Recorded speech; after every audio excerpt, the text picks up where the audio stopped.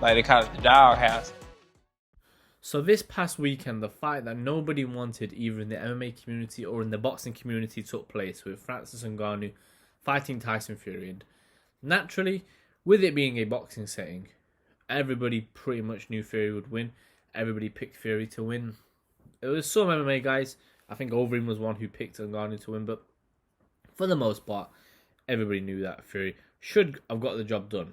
And with Ngannou, I gave him the chance that, if he stood right in front of Fury, was able to pressurize him, land the body shots, really put Fury on the back foot, make him uncomfortable, he had success, because Ngannou can hit hard.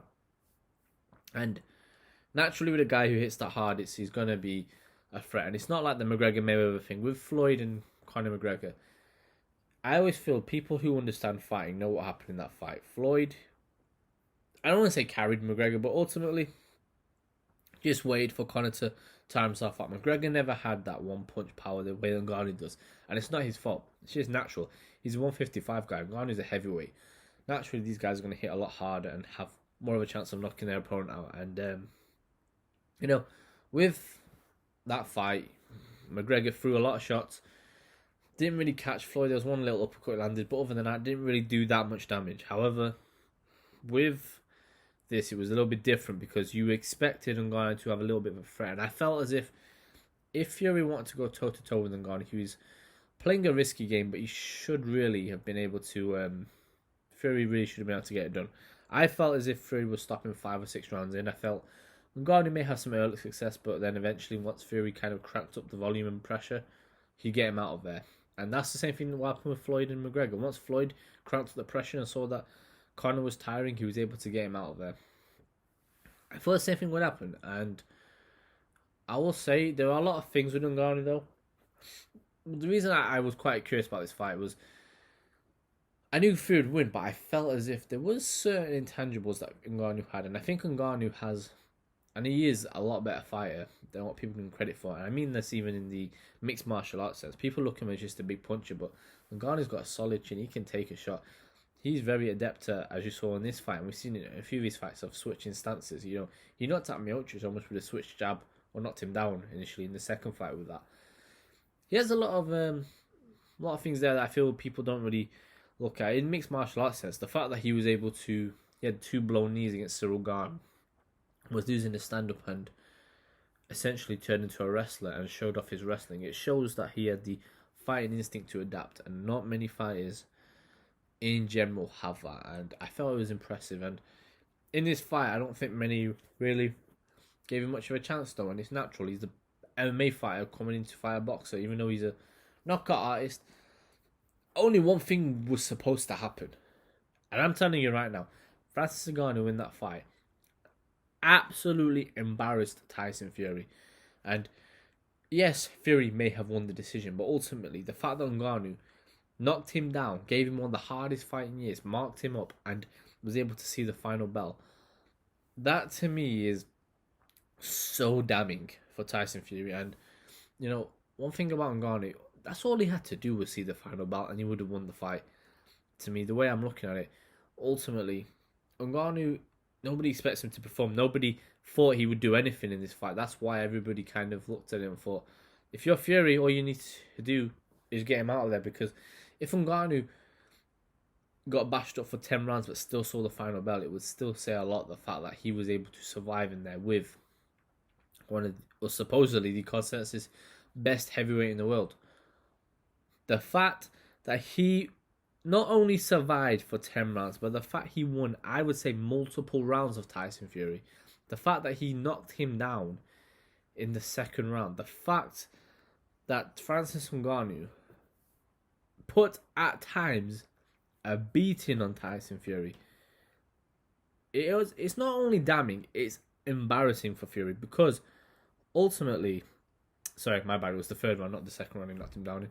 But ultimately, 2 rounds into the fight, I felt as if Ngannou was doing good, and I feel I gave Fury the first round, but I gave him Ngannou the second. He was kind of coming on a bit stronger, and he was showing that he wasn't really biting on the feints of Fury, and he was putting the jab out there, going to the body here and there. He was sort of using his physicality as a way to kind of bully Fury. And that's one thing I did feel on the fight, is that Fury wasn't going to be able to do to Ngannou what he did to Wilder. Wilder, he hits you, you go flying, but Wilder is a relatively light heavyweight if you look at how he carries himself. There are times he's weighing, is it 228 was the first Fury fight? Maybe even less. He weighs so little. There's talk about him going down to cruiserweight at times because he's not light. He has very skinny legs. His frame doesn't always support him. And because of that, Fury is able to bully him when he gets in close.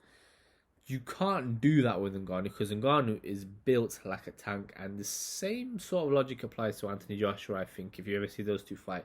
I don't think Fury will be able to do the same thing to Joshua. I think these type of guys, they're hard to bully. And Ngannou is stronger than Fury. You can kind of see it on him. And he was able just to push Fury back. He landed a uppercut / left hook on Fury that I think cut his forehead a little bit. And from that moment, it looked like it could be getting interesting. When he dropped Fury, it did not matter. At that point, Ngannou won the fight. It doesn't matter that Fury got the decision, which even then was dubious. And the fact that there's a conversation that this fight could be a robbery, that in itself is so embarrassing for the supposed best heavyweight in the world, the lineal heavyweight champion, a man who is talking about himself like he's one of the greats. And honestly, I don't ever let my personal feelings come into a fight, but I was happy because this is what happens when you try to cheat the sport of boxing. This guy he cheated the fans out of the fight with Anthony Joshua years ago when the arbitration came in. He cheated the fans of the fight with Usyk how many times? Talk about December 23rd. He's talking about that fight has to happen. I don't think that fight's happening December 23rd. And if what Fury's saying correct, or they've already signed a contract, if Usyk doesn't fight, he's going to get sued. Then Fury better get some good lawyers because I don't think there is no chance he makes that fight. I don't say no chance. I just think there's very little hope for that fight on December 23rd. And if that's the case, again, he looked embarrassed watching his interviews, Fury, after the fight. Did one on IFL TV and other boxing platforms, and he looked very, very embarrassed. He looked like, even though he won the fight, it wasn't like a dubious, like crazy celebration. The guy's embarrassed. Why? Because you went in, fought an MMA fighter, and that MMA fighter embarrassed you, knocked you down. And we're talking about getting knocked down as well. There's a flash knockdown. There are knockdowns that you kind of guys get hit out of nowhere. He didn't just get put down. The man almost landed on his arm. He was hurt at that moment, to the point where he had to take a deep breath afterwards. He was badly hurt. And I think when that happened, and I want to say one thing as well, I don't really like the MMA and boxing thing. On my channel I cover both sports, but even boxing fans, I don't think we bothered if Fury lost the fight. Because again, when you mess around the fans and mess it around for so long, eventually people are going to turn on you. And this is why, to me, like I said, karma. You try to cheat the fans so many times, this is what is going to happen. People are going to turn on you. And this guy is getting ripped apart at the moment. And honestly, I think it should be more on Ngannou who's getting the praise here. But I don't blame people for going at Fury. Because ultimately, when you talk about this guy doesn't want to fight you, this guy is scared, this guy's a mug, you talk all this, eventually it's going to come back to bite you. And I just want to say, people want to talk about Anthony Joshua, but if Anthony Joshua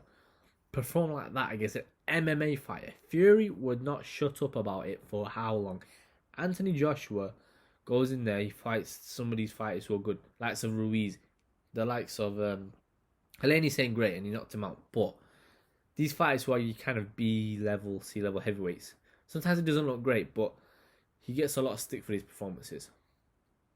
This one performance on Fury should almost invalidate anything he ever has to say about Anthony Joshua, because to me, again, not only did you get beat up at times by an MMA fighter, but you lost to a guy who hadn't fought since, when was the Cyril Gane and Ngannou fight? It was a long, long time ago. And Fury wants to talk about ring rust.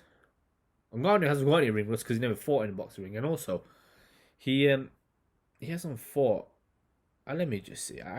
I'm pretty sure Cyril Gane and Francis Ngannou was, I want to say, either the beginning of 2022 or before. Yeah, 23rd of January 2022 was when that was. That is now way over a year ago. And Francis Ngannou is still in that fight, performed great, and he's took all his time off. We didn't know if he was going to be boxing or MMA next, and yet he still went in there and performed like that. And he messed with the man. And here's the thing about Fury, which I think is going to be the kicker. Fury's always prided himself on being this elite heavyweight who's a fighting man. He's one of these guys, if you want it bare knuckle in the street, you can do it. He's always prided himself on that fighting man thing, but here's the problem. Not only did Ngannou knock you down, but if this was an MMA fight, if this was in the UFC, you know Ngannou would be landing that big hammer fist that he landed on Stipe if Fury was not done in an octagon. If it was in an octagon, Fury wouldn't have been able to recover because Ngannou would have jumped on him immediately and knocked him out cold. That is the difference, and that is the problem with Fury. This perception that he had of being this real fighting man is kind of disappearing, and it's going fast. And Fury, I said it before, if this was Fury from a few years ago, who's quick on his feet, I think he would have got rid of Ngannou, or at least performed a lot better against Ngannou. He's declining, Fury. You can't deny it. He's looked slower. Physically, he's never been in amazing shape, but even he looks fatter nowadays. I personally have this thing that I feel eventually, if you don't live the life of a fighter, of an athlete, eventually it catches up with you. I felt with Errol Spence and Terence Crawford, in the back of my mind, I always felt it that Crawford lived the life. He never got caught partying or smoking weed or getting drunk. He was always in the gym, and you never really saw him in that much trouble. With Spence, you used to see him getting into car crashes and sometimes acting drunk and stuff.